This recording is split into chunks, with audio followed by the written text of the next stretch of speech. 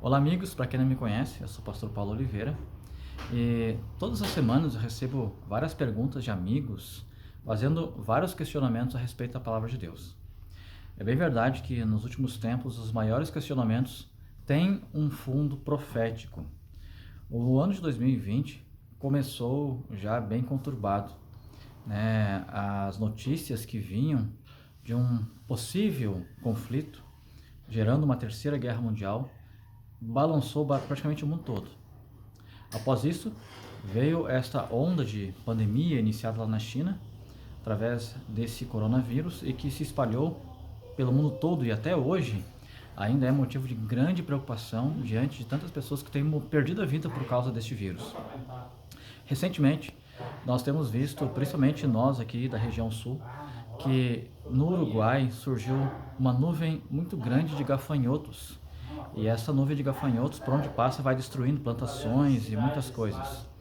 Agora, o que tem acontecido é que essa nuvem tem se dirigido para o Rio Grande do Sul e as pessoas têm me perguntado se isso tem alguma relação com alguma profecia da Bíblia. A Bíblia realmente traz algumas menções a gafanhotos em alguns lugares. E hoje eu quero estudar com vocês, num rápido vídeo, um pouquinho a respeito de um momento da Bíblia que fala de uma grande nuvem de gafanhotos que veio também destruindo muitas coisas e como isto serviu de um anúncio de Deus.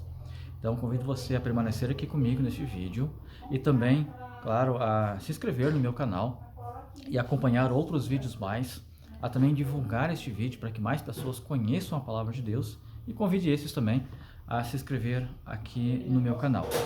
O livro do Joel, ele aborda um pouco mais este tema. É interessante que o profeta Joel, ele trabalhou no Reino do Sul, né, o Reino de Judá. Joel, ele foi contemporâneo dos profetas Amós e Oséias. A sua mensagem é uma mensagem de esperança. Joel é o profeta da esperança. O seu nome, Joel, significa Jeová é Deus, ou o Senhor é Deus. E Joel, falei, né, que ele foi contemporâneo ali de Amós e Oséias. Ele trabalhou mais ou menos ali pelo ano 620 a.C. E ele traz uma mensagem muito forte para que o povo reconheça o seu pecado e busque o arrependimento de Deus. A gente vê isso no capítulo 1, verso 15, no capítulo 2, versos 1, 2, 11 e 31, e no capítulo 3, verso 14. É bem verdade que a Bíblia é um livro muito rico e muitas vezes um único verso pode servir para que pessoas tirem dela várias lições diferentes, mas o livro de Joel, ele tem pelo menos 7 pontos doutrinários e eu vou aqui mencioná-los apenas a título de curiosidade, apenas a título de informação. Não vou trabalhar esses 7 pontos, senão o vídeo se tornaria muito longo, mas se você quiser me convidar para ir algum dia em sua igreja, nós podemos fazer uma semana de oração, estudando cada dia um desses pontos do livro de Joel. Nós percebemos ali, os pontos doutrinários em Joel são, primeiro, ele fala muito do dia do Senhor. Ele fala isso no capítulo 1, verso 15, no capítulo 2, versos 1 ao 11, no capítulo 3, verso 14. Então, o dia do Senhor é um tema muito presente no livro de Joel. A segunda coisa que ele menciona é o dom de profecia. Fala no capítulo 2, versos 28 e 29. O terceiro item, ele fala a respeito do arrependimento e perdão. Capítulo 1, verso 13, 2, verso 18 e 32. Ele fala também da religião verdadeira versus a religião de ritualismos. No capítulo 2, versos 12 e 13. Joel ainda fala muito a respeito do remanescente e este sendo salvo. Fala no capítulo 2, verso 12 e 13. Fala também os sinais do fim, no capítulo 3, verso 11 ao 14. E como um último item, o sétimo, ele fala a respeito do triunfo final que vai acontecer para aqueles que são justos, no capítulo 3, verso 20. Então esses são pontos doutrinários que Joel aborda em seu livro. Mas olha que interessante como ele começa o livro, capítulo 1, verso 1 em diante. Palavra do Senhor, que foi dirigida a Joel, filho de Petuel. Ouvi isto, vós velhos, e escutai todos os habitantes da terra. Aconteceu isso em vossos dias? Ou nos dias dos vossos pais? Narrai isto a vossos filhos, e vossos filhos façam a seus filhos, e os filhos destes a outra geração. E olha que interessante agora o que verso 4 de Joel capítulo 1 fala. O que deixou o gafanhoto cortador, comeu o gafanhoto migrador. E que deixou o migrador, comeu o gafanhoto devorador. E o que deixou o devorador, comeu o gafanhoto destruidor. Então Joel fala aqui de 4 espécies de gafanhotos. E aí, verso 5 ele fala: ébrios, despertai-vos e chorai, uivai todos os que bebei vinho por causa do mosto, porque está ele tirado da vossa boca. Porque veio um povo contra a minha terra, poderoso e inumerável. Os seus dentes são dentes de leão, e ele tem os queixas de uma leoa. Fez, verso 7, de minha vide uma assolação. Destroçou por terra, os seus sarmentos se fizeram brancos.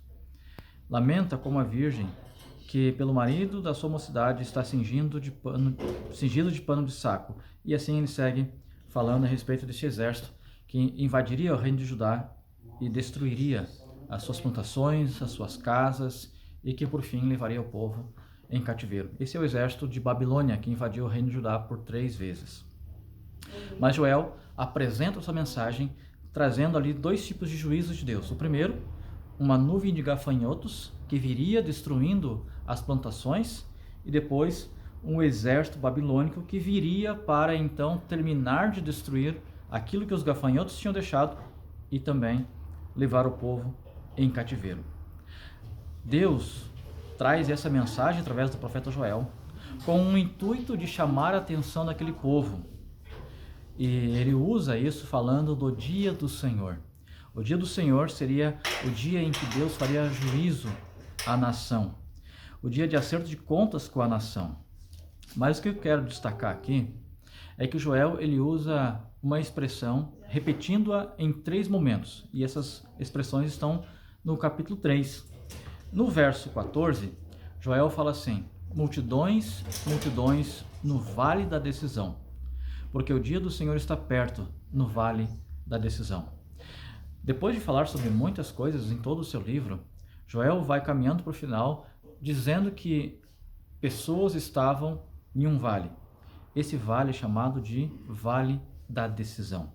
Veja que o Joel faz isso porque ele contrasta outros 2 vales.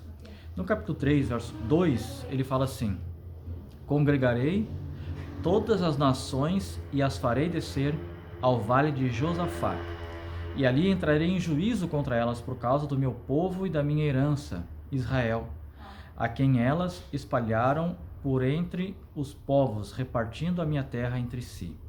Então, há um vale, e esse vale é dito como um vale de juízo, um vale em que Deus faria a sua justiça, é chamado de Vale de Josafá. O outro vale aparece no verso 18, também no capítulo 3, e fala assim: e há de ser que naquele dia os montes destilarão mosto, e os outeiros manarão leite, e todos os rios de Judá estarão cheios de água. Sairá uma fonte da casa do Senhor e regará o vale de Sitim. Contrastando com o vale de Josafá, que era um vale de juízo, que era um vale com conotação negativa, porque a própria palavra Josafá significa Deus julga, ou Jeová julga. Então agora Deus está dizendo: há um vale onde eu vou julgar as pessoas, o vale de Josafá, contrastando ao vale de Sitim. Sitim era um lugar árido, um lugar seco, um lugar desértico. Ali nascia e crescia uma árvore, um cacto. O nome desse cacto era acácia. Acaia. O nome Sitim significa Acaia. E Sitim foi o último lugar onde o povo de Israel acampou antes de entrar em Jerusalém. E esta Acaia, ela era uma representação do cuidado de Deus, porque em um lugar deserto, em um lugar seco, a Acaia produzia água, vida. Então, Sitim era um vale de vida. Era um vale onde as pessoas se prepararam ou acamparam antes de entrar em Jerusalém. Deus então agora está dizendo: multidões, vocês estão no vale da decisão. Vocês precisam decidir. Vocês querem o vale de Josafá, o vale do juízo, da perdição, ou vocês querem o vale de Sitim, O vale que, apesar de difícil, de terreno arenoso, seco, ainda se constitui em um vale de salvação, de bênção, de porta de Jerusalém. Deus chama a atenção daquele povo inicialmente enviando gafanhotos e enviando o exército, para então levar as pessoas a tomarem uma decisão. Os gafanhotos que têm surgido agora no cenário, no nosso contexto, 2020, eles, acredito também, podem ser um meio de Deus chamar nossa atenção. Nós que vivemos no limiar da volta de Jesus, também estamos na porta de Jerusalém. E a grande pergunta que eu faço é: você hoje está também no vale da decisão? Você já tomou a decisão da sua vida, aquela mais importante que vai determinar o seu futuro? Hoje Deus pergunta para você: em qual vale você está? No vale de Josafá, aquele que representa juízo, perdição, ou no vale de Sitim, aquele que vai conduzir à salvação? Por mais que seja difícil, por mais que seja perigoso, ainda é o vale que tem a bênção de Deus, tem a Acaia, água, vida, e que nos leva à porta de Jerusalém. Eu espero que quando você olhar as coisas que estão acontecendo à sua volta, tudo isso chame a sua atenção para a grande mensagem do dia do Senhor. Jesus está voltando. O seu grande dia, o dia do triunfo final, está às portas. Eu espero que você tome a grande decisão. A decisão de hoje migrar, se você não está, para o vale de Sitim. E assim se preparar para a volta de Jesus. Que Deus te abençoe, que Deus te ajude, te dê forças para percorrer este vale. E que em breve possamos, pela graça de Deus, estar com Ele na Nova Jerusalém. Um forte abraço e até a próxima.